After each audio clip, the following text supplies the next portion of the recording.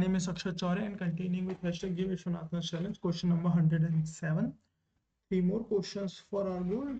Well, house robber. This is also a DV. Sorry, house robber. This is also DP question. Dynamic programming.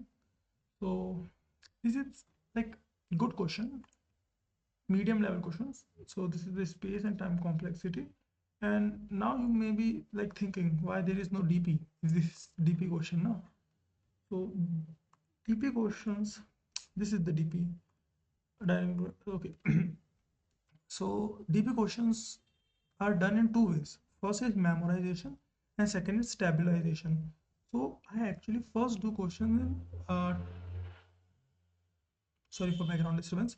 I first do question in memorization only. This is the memorization part. But problem is this memorization approach makes a recursive stack actually. So this is very bad space complexity and even bad time complexity. So after doing this question in memorization, I just try to convert this same code into tabularization. So this so much ifs and recursive thing will just convert into simple for loop here. So first I do this and then I convert this into simple for loop.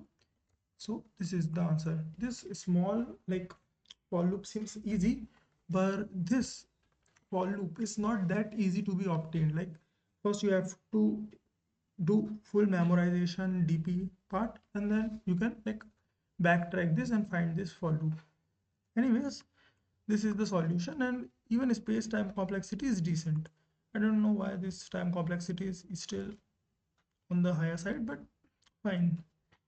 So thank you for watching the videos. I will post more videos and do only 3 questions because that's all what is left.